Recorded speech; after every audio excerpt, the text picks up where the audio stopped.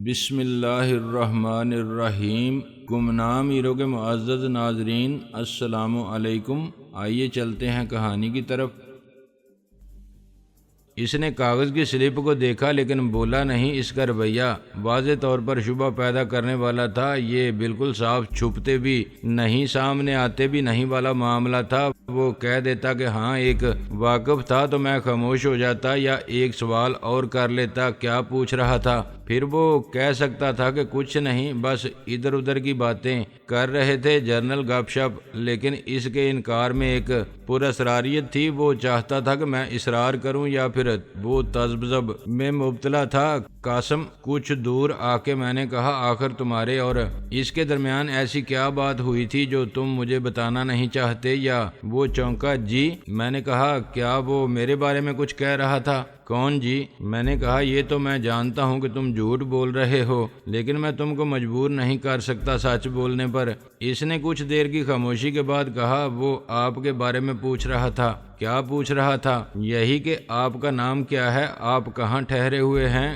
کیا کرتے ہیں؟ قاسم، اس میں تو چھپانے والی کوئی بات نہیں۔ قاسم بولا، پہلے تو میں نے کہا تھا کہ تم کیوں پوچھ رہے ہو۔ اس نے کہا کہ میں اپنا شک رفع کرنا چاہتا ہوں۔ تم کئی دن سے اس کے ساتھ ہو، تمہیں ضرور معلوم ہوگا کہ یہ کون ہے۔ میں نے جان چھڑانے کے لیے آپ کا نام بتا دیا اور کہا کہ بزنس مین ہیں، اکثر پاکستان سے آتے ہیں اور اسی ہوٹل میں ٹھہرتے ہیں۔ میری بات پر وہ بولا کہ تم غلط کہہ رہے ہو، اس بندے کا نام ناصر عظیم نہیں، شاہ عالم ہے۔ شاہ عالم؟ وہ مجھے شاہ عالم سمجھا تھا۔ ہاں جی، میں نے کہا کہ جب تم جانتے تھے تو مجھ سے کیوں پوچھنے آئے تھے؟ جہاں تک مجھے معلوم ہے ان کا نام ناصر عظیم ہے اور مجھے کوئی ضرورت نہیں ہے غلط بیانی کی۔ ٹھیک کہا تم نے۔ یہ شاہ عالم کون ہے؟ قاسم نے نفی میں سر ہلایا۔ پتہ نہیں جی۔ ٹو لینے کے لیے میں نے کہا، وہ پاکستان کا سیاسی لیڈر تو نہیں ہوگا جی؟ ہم یہاں رہ کے پاکستان کی سیاست کے بارے میں کیا جان سکتے ہیں؟ بس دو چار نام سن رکھے ہیں، بھٹو صاحب اور ضیاء الحق تھے، اپنے نواز شریف ہیں اور بے نظیر ہیں، ولی خان اور جتوئی، اور ہاں جی وہ حقے اور ترکی ٹوپی والے نوابزادہ نصر اللہ خان۔ میں نے ہنس کے کہا، پیر صاحب پگاڑا کو بھول گئے؟ ہاں جی وہ بھی ہیں۔ دراصل یہاں پاکستانی اخبار کم آتے ہیں اور جو آتے ہیں وہ ہر جگہ نہیں ملتے۔ مجھے ویسے بھی ٹائم نہیں ملتا، تقریباً 24 گھنٹے کی ڈیوٹی ہے، دن بھر کسی کے ساتھ رہتا ہوں۔ بعض اوقات کوئی رات بھر گھومنا چاہتا ہے تو اسے بھی ہر جگہ لے جانا پڑتا ہے۔ درمیان میں کہیں وقفہ ملتا ہے تو کھانا کھا لیا، گاڑی میں ہی سو گئے۔ میں نے کہا، کیوں گھر نہیں ہے تمہارا؟ گھر ویسا تو نہیں ہے جیسا گھر ہوتا ہے، ایک کمرہ ضرور ہے جس میں 4 اجنبی رہتے ہیں۔ ایک ہی چھت کے نیچے رہنے والے بھی یہاں اپنے نہیں ہوتے جناب، سب وہاں سونے کے لیے آتے ہیں، اور سونے کے لیے یہاں ویسے رات نہیں ہوتی جیسے اپنے وطن میں اپنے گھر میں ہوتی تھی۔ ایک ٹائم پر سب لوٹ کے گھر آ جاتے تھے۔ جب تک ابا جی تھے چراغ جلتے ہی گھر پہنچنا لازمی تھا۔ کھانا بھی ایک جگہ پکتا تھا اور سب ایک ساتھ بیٹھ کے کھاتے تھے۔ پھر گھر الگ ہو گئے، خاندان پھر بھی رہا، خوشی غمی کے ہر موقع پر ساتھ ہوتے تھے۔ یہاں کوئی کسی کا نہیں، سامنا ہو گیا تو سلام دعا ہیلو ہیلو کر لی، ورنہ اپنے کام سے کام۔ کون کس وقت آتا ہے، کیا کرتا ہے اور کہاں جاتا ہے کسی کو پتہ نہیں چلتا۔ ابھی میں آپ کے ساتھ ہوں، ایئرپورٹ سے واپس جاؤں گا اپنے کمرے میں تو پتہ نہیں کون ملے گا اور کون نہیں ملے گا۔ سو جاؤں گا لمبی تان کے اور پھر اٹھوں گا تو ممکن ہے کوئی سو رہا ہو، میں خاموشی سے نکل جاؤں گا۔ اگر میں ایک ہفتہ کسی کو نظر نہ آؤں تو فکر کسی کو نہیں ہوگی، سب فرض کرتے رہیں گے کہ میں بھی ان کی طرح آتا رہا مگر ملاقات نہیں ہوئی۔ تو یہ اتفاق ہے اور اتفاق بھی ایک معمول بن گیا ہے، اس لیے کوئی کسی کے بارے میں اچھا برا کچھ نہیں سوچتا۔ ہاں، کرایہ اور بل ادا کرنے کا وقت آئے گا تو سب پوچھیں گے ایک دوسرے کو اپنے اپنے حصے کی رقم جمع کرنے کے لیے۔ تو جناب ایسا ہے وہ گھر۔ اس نے پھر ایک ٹھنڈی سانس لی۔ میں نے اسے دل کی بڑاس نکالنے کا پورا موقع دیا تھا۔ جلا وطنی میں سب کی جذباتی کیفیت ایسی ہی ہوتی ہے، سب دل میں تنہائی، اداسی اور محرومی کا غبار لیے پھرتے ہیں، ڈالر، پاؤنڈ یا ریال جمع کر کے لوٹنے اور بیوی بچوں کے لیے آسودگی، خوشحالی کے خواب کو حقیقت بنانے کی مجبوری سب کو دوری کا جبر برداشت کرنے پر مجبور کرتی ہے۔ میں نے کہا پاکستان میں گھر کہاں ہے تمہارا قاسم؟ پنڈی میں جی، ٹالی موری ایک گاؤں تھا، ہماری زمین وہ سب ترقیاتی اسکیموں میں آ گئی، لالہ زار کالونی اور کیمپ میں کالونیاں بنانے والوں نے خرید لی، زمین کی جگہ پیسہ ہاتھ میں آ گیا۔ زمین 1 ایکڑ بھی ہو تو ساتھ دیتی ہے اور کنبے کو پالتی ہے، پیسہ اس کی قیمت کا 10 گنا بھی ملے تو بڑی جلدی ساتھ چھوڑ جاتا ہے۔ قاسم نے افسوس سے سر ہلایا۔ میں نے کہا ہاں، زمین خرچ نہیں ہوتی، پیسہ خرچ ہو جاتا ہے۔ ہال چلانے اور فصلیں اگانے والے، گائے، بھینسیں، بکریاں اور مرغیاں پانے والے بھائی اب خراد کی مشین پر کام کر رہے ہیں، سرما بیچ رہے ہیں، نرا کافور، پسا ہوا کوئلہ اور نمک ملا کے۔ تیسرا بس کنڈکٹر ہو گیا ہے اور میں بے گھر ہوں، اب واپس جانے کا سوچتا بھی نہیں، حالانکہ ادھر ماں ہے، باپ تو مر گیا، بہن ایک ہی تھی، وہ سعودیہ چلی گئی۔ میں نے کہا شادی نہیں کی قاسم؟ شادی وہ ہنسا، اس کے لیے تو گھر چاہیے جناب، اور پکی نوکری 2-4 ہزار میں بھی اب تو کچھ نہیں بنتا، پاکستان میں رہتا تو شاید ماں کر ہی دیتی، وہ نصیب پر یقین رکھتی ہے، آنے والی اپنا نصیب ساتھ لائے گی، بچے اپنا نصیب لے کر پیدا ہوتے ہیں۔ رو رہی ہوگی نور بی بی اپنے نصیب کو۔ نور بی بی تمہاری ماں؟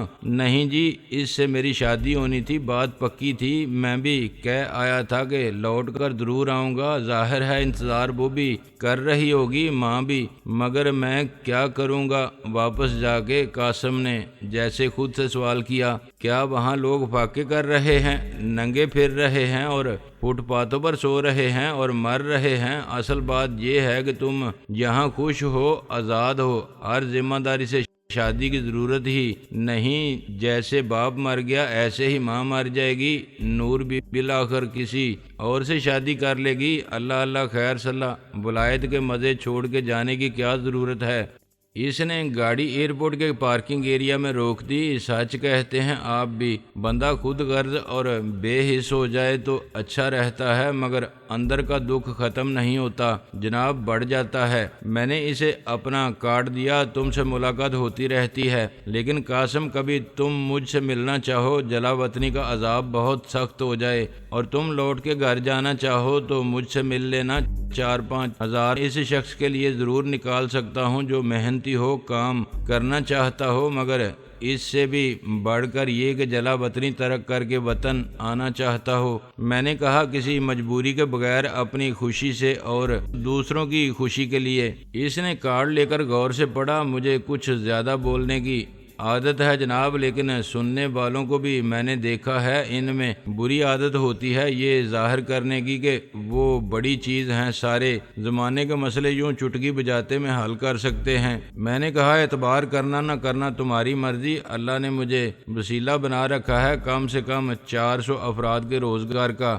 ایک شخص نے پہلے بھی مجھ سے یہی کہا تھا، کارڈ بھی دیا تھا، اور میں اس پر بھروسہ کرتے ہوئے پاکستان چلا گیا تھا۔ وہاں خیر چھوڑیں، میں نے کہا سب بتا دیا ہے تو یہ کیوں چھپاتے ہو؟ کون تھا؟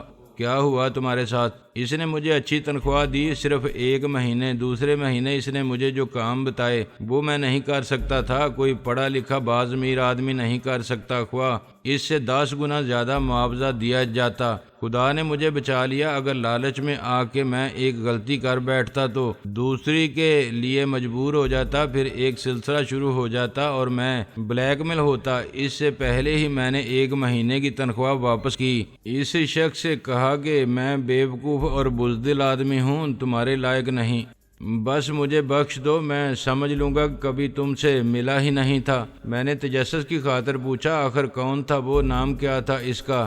وہ تم تھے مسٹر شاہ عالم، شناخت میں غلطی ہو گئی تھی مجھ سے، تم نے تھوڑا سا حلیہ بدلا ہے، مگر تم نے بڑی غلطی کی۔ دوبارہ وہی آفر دے کر اور وہی باتیں دہرا کے اس نے مجھے ایک کارڈ تھمایا اور گاڑی نکال لے گیا۔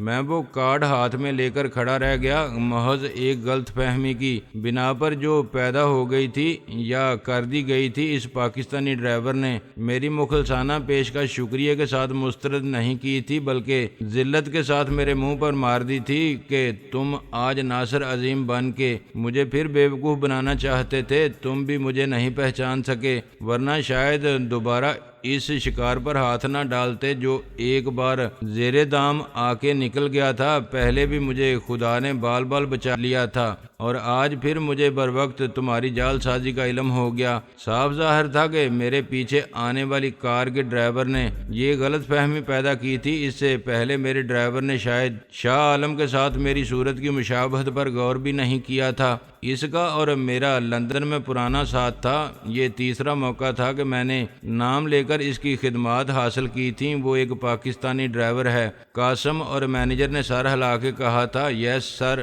قاسم کی ایسی ہی گڈ ول تھی، وہ خود بھی جانتا تھا کہ میں ناصر عظیم ہوں، اور اس سے پہلے 2 بار میں لندن آیا تھا تو اس کے ساتھ 10 دن گزار چکا تھا، ایک بار 4 دن، دوسری بار 6 دن۔ وہ مجھے ہر بار مختلف کاروباری اداروں اور دفتروں میں لے گیا تھا۔ میرے ساتھ گاڑی میں بہت سے معزز لوگ لنچ اور ڈنر کے لیے ساتھ گئے تھے، اور انہوں نے مجھے مسٹر عظیم کہہ کے ہی مخاطب کیا تھا۔ قاسم جاہل نہیں تھا، اور لندن میں رہ کے تو انگوٹھا لگانے والا بھی انگریزی سمجھنا اور بولنا سیکھ لیتا ہے۔ اچانک اس کو بتا دیا گیا تھا کہ یہ شخص ناصر عظیم نہیں، شاہ عالم ہے۔ سانپ کا ڈسا رسی سے بھی ڈرتا ہے۔ میری بدقسمتی کہ شاہ عالم اسے غیر قانونی اور غیر اخلاقی کام کے لیے ایسے ہی مخلصانہ پیشکش کر چکا تھا جیسی میں نے کی تھی۔ میں اندازہ کر سکتا تھا کہ شاہ عالم جیسے سیاستدان نے لندن میں رہنے والے کسی ٹیکسی ڈرائیور کو خدمات حاصل کرنے میں کیا فائدہ دیکھا ہوگا۔ قاسم لندن کے گلی کوچوں سے اور اس شہر کے ہر علاقے میں ہونے والے ہر کاروبار سے پوری طرح واقف تھا۔ ممکن ہے شاہ عالم نے پوچھا ہو کہ ہیروین پینے والے کہاں جاتے ہیں، انہیں مال کہاں سے ملتا ہے، اور مال کی کھپت کے علاقے کون سے ہیں۔ شاہ عالم نے قاسم سے مطالبہ کیا ہو کہ وہ اپنے ساتھ 2-4 کلو ہیروین لے جائے اور ان مخصوص ٹھکانوں پر ایسے لوگوں تک پہنچا دے جن کو وہ جانتا ہے۔ یہ بھی ممکن تھا کہ شاہ عالم کا تعلق منشیات فروشوں سے نہ ہو، اس نے قاسم کو اسلحے کی سپلائی لائن دی ہو۔ جب میں نے قاسم سے ویسی ہی باتیں کی جیسی شاہ عالم نے کی ہوں گی تو گویا تصدیق ہوگی کہ میں ناصر عظیم نہیں۔ اس پراسرار ڈرائیور نے میرے بارے میں اس کے کان پہلے ہی بھر دیے ہوں گے کہ ہوشیار یہ شخص شاہ عالم ہے، مگر یہاں ناصر عظیم بن کے بھی آتا جاتا رہتا ہے، اپنے مذموم غیر قانونی دھندے اسی نام کی آڑ میں چلاتا ہے۔ تم اس کے ساتھ رہے تو مارے جاؤ گے۔ گزشتہ رات ہی میری امیر تیمور سے بات ہوئی تھی اور اس نے مجھے یقین دلایا تھا کہ میری اور شاہ عالم کی صورت میں حیرت انگیز مشابہت ہے، اور اس نے مجھے ڈبل کا رول قبول کرنے کی پیشکش بھی کی تھی۔ آج یہ واقعہ پیش آ گیا تھا۔ آج سے پہلے کبھی ایسا نہیں ہوا تھا کہ کسی نے مجھے شاہ عالم سمجھا ہو۔ میرا ذہن اسے اتفاق سمجھ کے قبول کرنے پر آمادہ نہیں تھا۔ یہ شوشہ امیر تیمور نے چھوڑا تھا۔ میں نے شاہ عالم کا کارڈ اپنی جیب میں رکھ لیا۔ قاسم نے مجھے وضاحت کا موقع ہی نہیں دیا تھا، شاید وہ میری وضاحت بھی قبول نہ کرتا۔ اس نے اپنی جان بچا کے بھاگ جانا بہتر سمجھا تھا۔ میرے سوالات کے جواب بھی اس نے سوچ سمجھ کے احتیاط کے ساتھ دیے تھے۔ وہ میرا رد عمل دیکھنا چاہتا تھا۔ اس نے مجھ سے وہی باتیں کی ہوں گی جو وہ شاہ عالم سے کر چکا تھا، اور جیسا کہ اسے امید تھی میں نے دوبارہ اسے وہی آفر دے دی، مگر میرے لیے اس سے بھی بڑی الجھن منتظر تھی۔ میں نے اپنا ٹکٹ اور پاسپورٹ کاؤنٹر پر پیش کیا تو ایک امیگریشن افسر نے مجھے غور سے دیکھا اور مسکرایا۔ آپ کسی سیاسی کانفرنس میں یا سیمینار میں آئے تھے؟ میں نے حیرانی سے کہا، نو، یہ خالص نجی نوعیت کا کاروباری دورہ ہی رہا۔ نجی یا کاروباری؟ میں نے کہا، دونوں۔ دراصل کچھ کاروبار سرکاری بھی ہوتے ہیں۔ اس نے سر ہلایا۔ وقت مل جاتا ہے آپ کو بزنس کے لیے؟ میں ان سوالات کا مقصد نہیں سمجھا۔ ہر شخص اپنے ہر کام کے لیے وقت نکال سکتا ہے اور نکالتا ہے۔ اس نے مہر لگاتے ہوئے کہا، پلیز ڈونٹ مائنڈ، میں آپ کو اچھی طرح پہچانتا ہوں۔ اس بار آپ کی شخصیت میں معمولی سی تبدیلی نظر آئی مجھے۔ کیسی تبدیلی؟ 2 ہفتے پہلے آپ آئے تھے تو آپ کے بال کچھ براؤن تھے اور آنکھیں بھی آپ کا ہیئر اسٹائل قدرے مختلف تھا۔ میں نے کہا مگر میری آنکھوں کا رنگ اور بالوں کا انداز قدرتی ہے۔ پھر آپ نے بالوں کو ڈائی کیا ہوگا اور کنٹیکٹ لینز لگائے ہوں گے۔ بلیک اینڈ وائٹ تصویر میں رنگ نظر نہیں آتے، لیکن آپ کی وہ فرنچ کٹ داڑھی اب کہاں ہے جو تصویر میں ہے؟ اس نے پاسپورٹ مجھے واپس کر دیا۔ داڑھی رکھنا یا صاف کرا دینا آپ کا جمہوری حق ہے، شخصی آزادی کا مسئلہ ہے۔ میں نے محسوس کیا کہ زمین میرے پیروں کے نیچے سے سرکنے لگی ہے۔ اگر وہ میرا نام لے کر مجھے مخاطب کرتا تو شاید میں اچھل پڑتا یا میرا خفگی کا رد عمل شدید ہوتا اور میں کہتا کہ تم نے پی رکھی ہے کیا؟ نام تک صحیح نہیں پڑھ سکتے، لیکن اس کی باتوں سے رفتہ رفتہ مجھ پر ایک سنسنی خیز انکشاف ہوتا گیا۔ بالوں کا رنگ، آنکھوں کا رنگ اور اب داڑھی۔ میرے پاسپورٹ پر لگی ہوئی تصویر میں داڑھی کا کیا سوال؟ اس وقت میں چونکتا یا اس کے ہاتھ سے پاسپورٹ چھین کے کہتا کہ یہ کیا بکواس کر رہے ہو تم، تو وہ شک میں مبتلا ہو جاتا کہ اپنے ہی پاسپورٹ کے بارے میں میری یہ حیرانی اور پریشانی معاملہ سنگین رخ بھی اختیار کر سکتا تھا۔ میں نے فوراً اپنی صورت کے تاثرات پر قابو پا لیا اور پاسپورٹ لے کر مسکراتا ہوا آگے بڑھ گیا، کیونکہ میرے پیچھے بھی لائن میں کچھ لوگ کھڑے ہوئے تھے بورڈنگ کارڈ لینے سے پہلے۔ میں نے لاؤنج میں پاسپورٹ اور ٹکٹ دیکھے تو میری آنکھوں کے سامنے اندھیرا آ گیا اور مجھے اپنے جسم کے مساموں سے پسینہ پھوٹتا محسوس ہوا۔ دونوں پر میرا نام شاہ عالم لکھا ہوا تھا۔ پاسپورٹ 2 سال پرانا تھا اور اس پر تصویر بالکل میری تھی۔ فرق وہی تھا جو امیگریشن افسر کی نظروں نے دیکھا تھا۔ وہ اس شاہ عالم کو پہچانتا تھا جو سیاستدان تھا۔ شاید آتے جاتے وہ اپنی ساکھ بنانے اور اپنی اہمیت جتانے کے لیے کہتا ہوگا کہ وہ پاکستان کے اہم ترین سیاسی لیڈروں میں سے شامل ہے، جسے برطانیہ میں ہونے والی کسی اہم کانفرنس میں نمائندگی کے لیے بھیجا گیا ہے۔ ایسی کانفرنس کا کسے پتہ ہوتا ہے؟ ساؤتھ ایسٹ ایشیا کا لفظ لگا کے کچھ بھی کہا جا سکتا ہے۔ Trade fair, conference for economic coordination, تحفظ ماحولیات، سیمینار آن ڈیموگرافی۔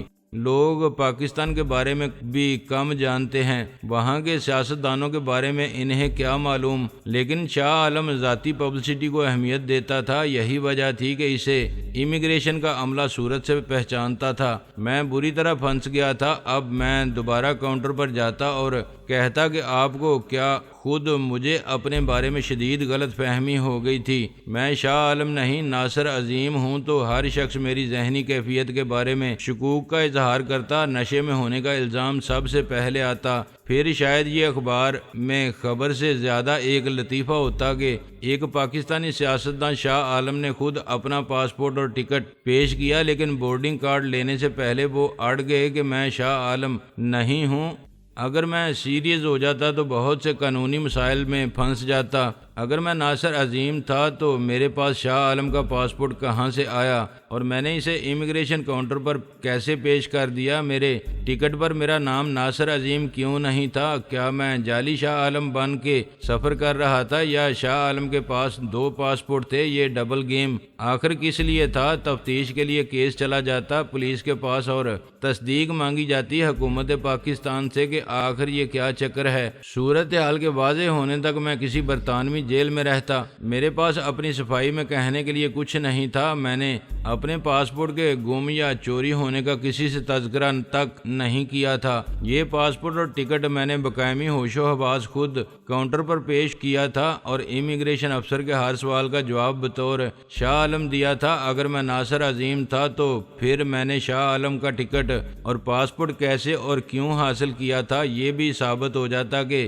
میں نشے میں ہرگز نہیں تھا۔ میں سمجھ گیا کہ امیر تیمور نے میرے انکار کے باوجود اپنا کھیل شروع کر دیا ہے۔ کل رات جب میں اس کے ساتھ تھا تو کوئی میرے کمرے میں پہنچا اور اس نے میرا پاسپورٹ اور ٹکٹ بدل دیا۔ ممکن ہے شاہ عالم خود لندن میں موجود ہو اور یہ کام اسی نے کیا ہو۔ ہوٹل والوں نے اسے بلا تردد میرے کمرے کی چابی دے دی ہوگی۔ یہ بھی ممکن ہے کہ جب ڈپارچر کی اناؤنسمنٹ ہونے لگی اور مسافروں سے کہا گیا کہ وہ جہاز پر سوار ہونے کے لیے بس میں بیٹھ جائیں تو میں نے عجلت میں اپنا سامان چیک کرا کے بورڈنگ کارڈ حاصل کیا۔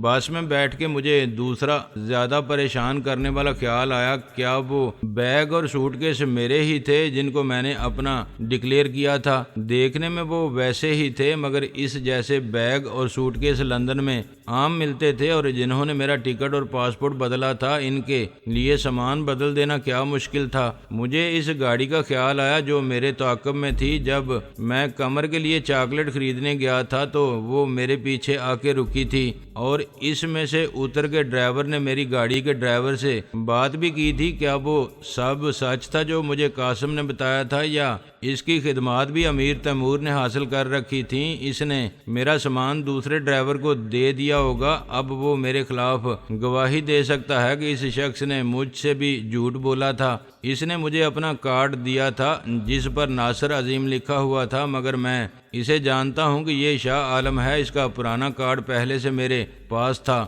اوہ گاڈ، یہ میں کس شیطانی چکر میں پھنس گیا؟ اب میں خود کو ناصر عظیم ثابت کروں تو مصیبت، خاموش رہوں تو مشکل۔ مجھے یہ بھی معلوم نہیں کہ میرے سامان میں اب کیا ہے میرے ہاتھ میں۔ صرف وہ شاپنگ بیگ تھا جس میں ایک پرفیوم ڈاکٹر کمال کی پسندیدہ، ایک خوشبو چاندنی کے لیے میری پسندگی، اور 2 پاؤنڈ چاکلیٹ بہت اعلیٰ قسم کی کمر کے لیے تھی بیگ میں اور سوٹ کیس میں۔ اب کیا ہوگا یہ میں یقین کے ساتھ نہیں بتا سکتا تھا۔ اگر میرا ہی سامان ہوتا تو میں ایک ایک چیز کی تفصیل بتا دیتا، مگر ایک نادیدہ ہاتھ نے سب کچھ بدل دیا تھا۔